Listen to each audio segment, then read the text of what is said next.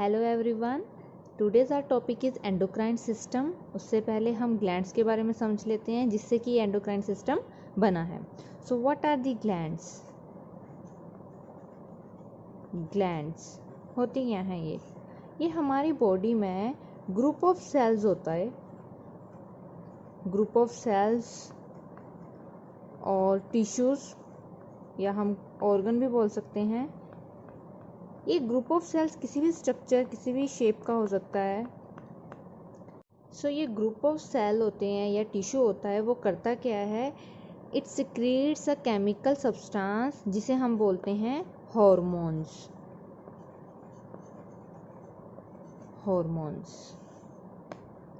Hormones एक chemical substances होते हैं जो क्या करते हैं कि एक ग्लैंड है जो उसको सिक्रीट करती है, प्रोड्यूस करती है या स्टोर कर सकती है। ये हॉर्मोन्स को ये ग्लैंड्स या तो डायरेक्टली ब्लड स्ट्रीम में सिक्रीट करती है या फिर इनके पास प्रॉपर ट्यूब्स या डक्ट्स होते हैं जिनमें ये हॉर्मोन्स को सिक्रीट करती हैं, जिससे ये हॉर्मोन्स जिस जगह पे, जिस साइड पे ये प्रोड्यूस हुआ है वहाँ से मूव करके किसी और बॉडी पार्ट पे जाके एक्ट करता है, तो जिसको हम बोलते हैं टारगेट ऑर्गन।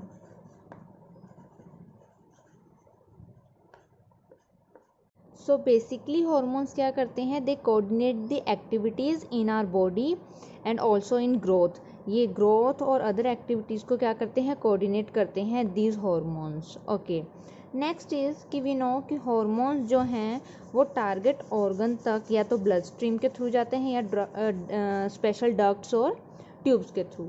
तो इसी के बेस पे हम जो ग्लैंड्स को हैं टू टाइप्स में डिवाइड करते हैं। वन, जिन ग्लैंड्स के जो हॉर्मोन्स हैं, special glands which secretes their hormones directly into the blood stream, they are called endocrine glands. They are called endocrine glands.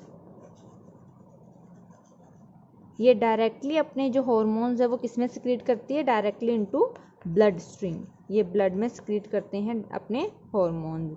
Second type is कि the glands which secretes is hormone into ducts और tube, that are called exocrine glands.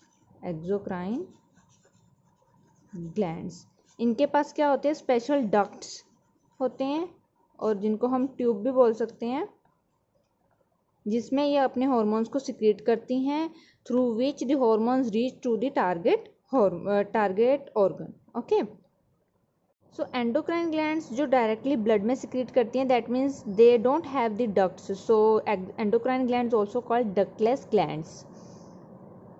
And this is the example of exocrine glands, the salivary glands that are present in our mouth.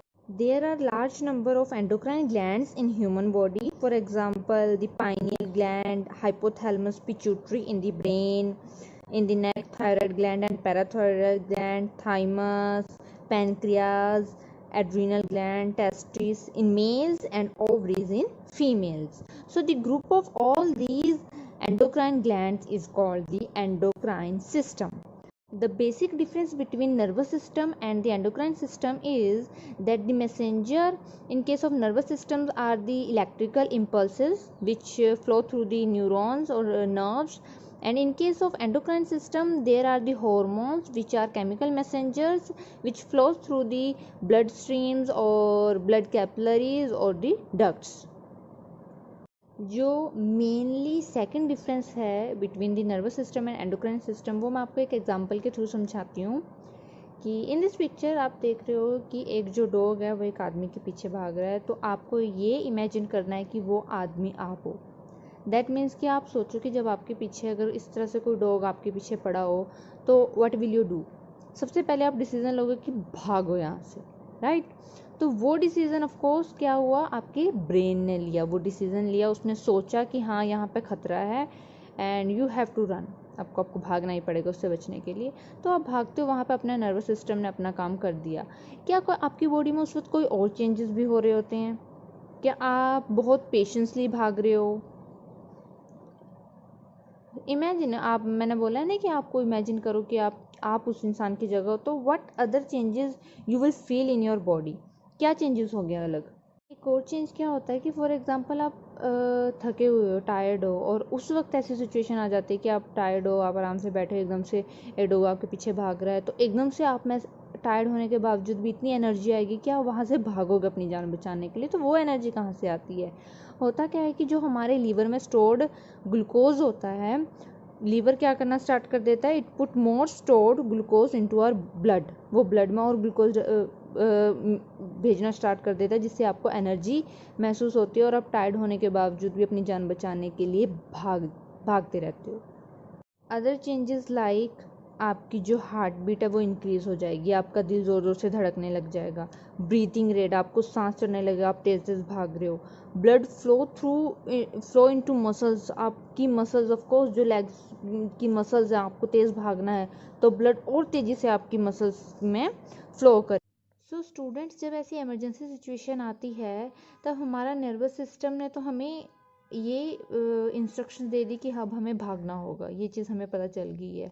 जो बाकी सारे changes है वो हमारी body में कैसे हुए? तो होता क्या है कि हमारा नर्वस सिस्टम क्या करता है, एक ग्लैंड को स्टिमुलेट करता है। The gland is called adrenal gland. Adrenal gland, it is a endocrine gland, that means कि जो इसके हार्मोन जो ये सिक्रीट करती है, that are directly secreted into blood stream. तो ये एड्रीनल ग्लैंड कौन सा हार्मोन सिक्रीट करता है? एड्रीनल ग्लैंड सिक्रीट करती है एड्रीनलिन, एड्रेनलिन हार्मोन।